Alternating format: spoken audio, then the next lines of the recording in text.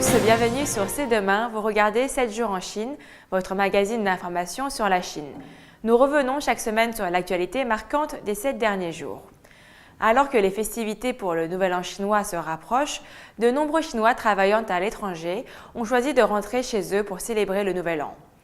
Dans les régions frontalières telles que la province chinoise du Heilongjiang dans le nord-est du pays et la province du Yunnan dans le sud-ouest, on a assisté à une augmentation du nombre de passagers.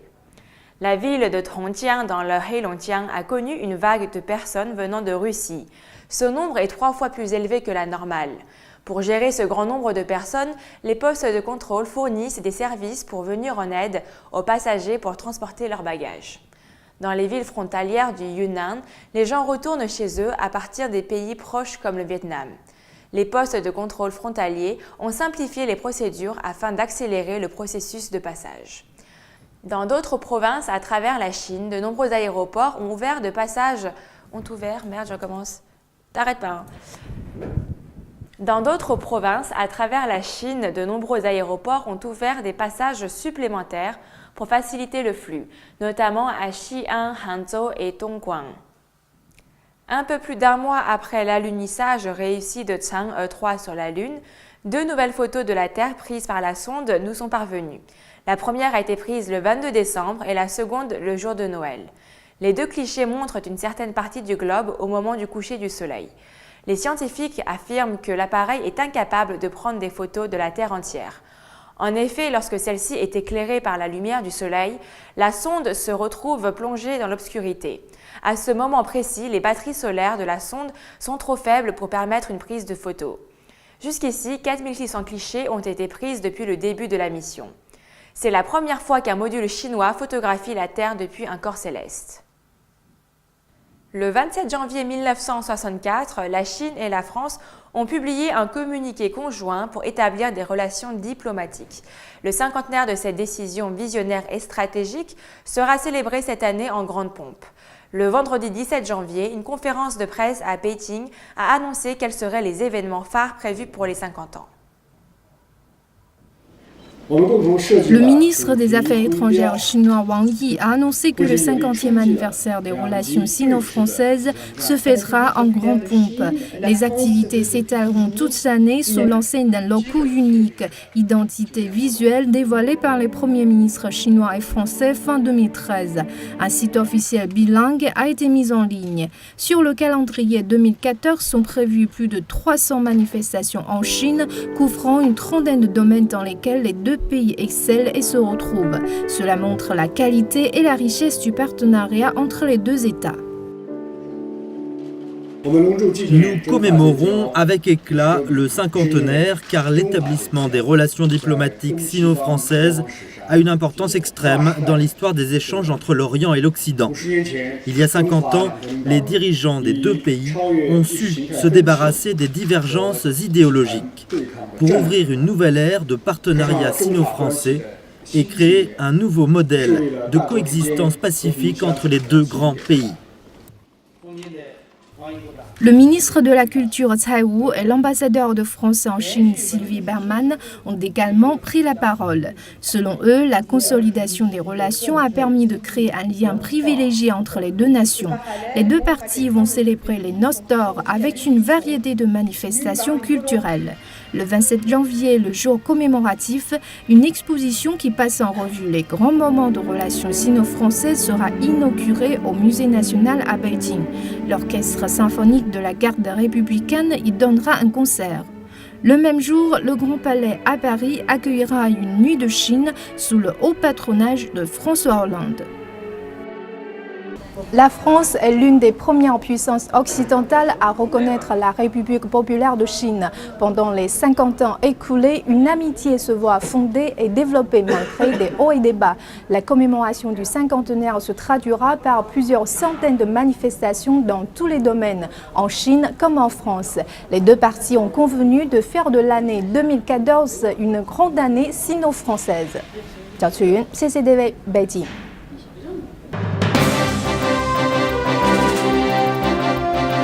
Plus de 1000 compagnies chinoises publieront leur rapport annuel dans les 4 prochains mois et plus de la moitié d'entre elles disent que leurs activités se sont développées l'an dernier. Une croissance qui profite aussi aux industries traditionnelles qui ont souffert. Le classement préliminaire de la Zhejiang Gangtai Holding Company dit que ses profits l'an dernier étaient d'au moins 225 millions de yuan. C'est 3 fois plus qu'en 2012. Le négociant en acier qui est coté à Shanghai dit que la raison de ce profit en hausse est l'achat d'une compagnie minière dans le nord-ouest de la Chine.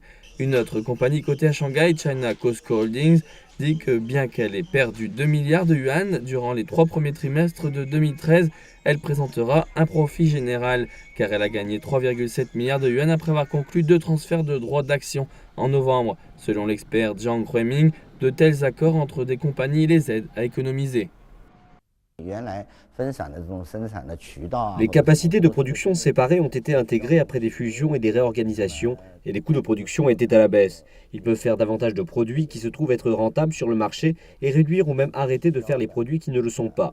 Mais plus important encore, ils ont changé la structure du management, réduisant les coûts inutiles.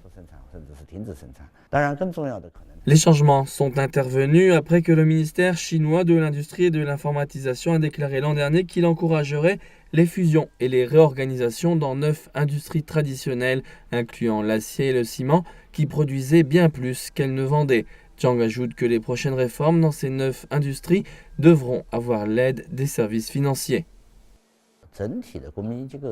Chaque secteur de l'économie est une voie d'ajustement et cela inclut le changement des relations entre les services financiers et les économies réelles.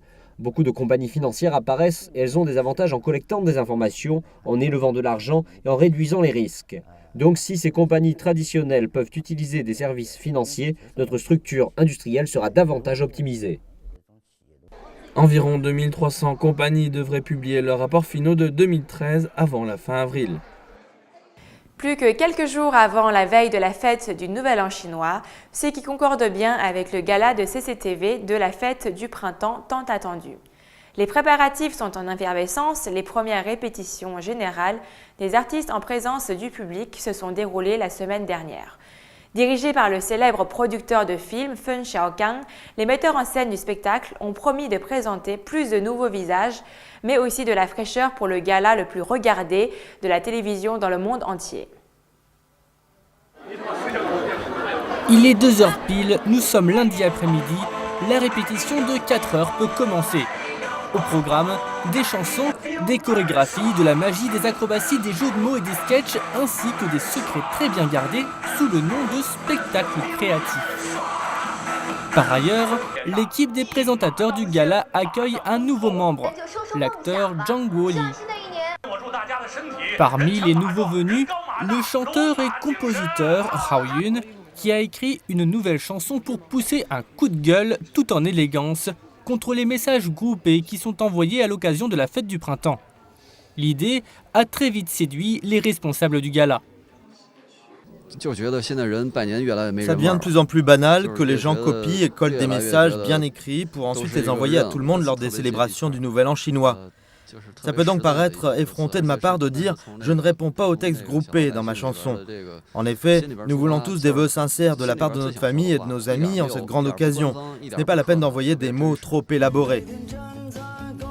Un artiste de musique indépendante très renommé dont la réputation est grandissante, Hao Yun a aussi écrit un nouveau morceau pour l'acteur Wang Bo qui chantera pendant l'émission. Par ailleurs, plusieurs candidats issus des émissions de télé-réalité The Road to the Spring Festival Gala, En route pour le gala de la fête du printemps et The Voice of China, La voix de la Chine, vont aussi participer. Ma répétition ne s'est pas bien passée. Je vais essayer les nouveaux pas sur scène et on verra si ça va mieux. D'habitude, la liste du gala change en fonction des retours d'audience. Espérons donc que Litchi trouvera l'inspiration et sera prêt pour les prochaines répétitions générales. Et maintenant du tennis pour terminer. À l'Open d'Australie, la championne Lina, demi-finaliste l'an dernier, a rencontré l'Italienne Flavia Pennetta. La tête de série numéro 4, Lina, a dominé tout au long du match contre sa rivale tête de série numéro 28. Li ouvre avec un 5-0 dans le premier set qu'elle décroche sur un score de 6 jeux à 2. Dans le second set, Li était partout et la chinoise numéro 3 mondiale qui a perdu en finale l'an dernier. Merci de votre fidélité, je vous donne rendez-vous la semaine prochaine sur C'est demain à 22h30. Elle gagne le second set d'un identique 6-2 et remporte son ticket pour la demi-finale. Elle rencontrera la gagnante du match entre la tête de série numéro 14, la Serbe Ana Ivanovic, et la 30e, la Canadienne Eugénie Bouchard.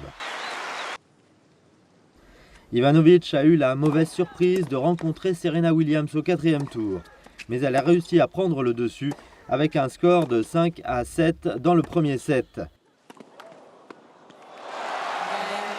La très prometteuse Canadienne, 19 ans, est meilleur espoir de l'année selon la WTA en 2013, qui joue son 4e tournoi du Grand Chelem, prend le deuxième set 7-5 sur une double faute d'Ivanovic.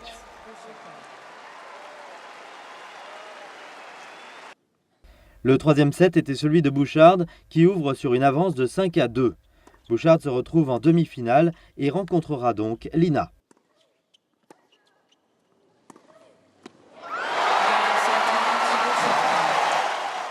Merci de votre fidélité, je vous donne rendez-vous la semaine prochaine sur C'est demain à 22h30.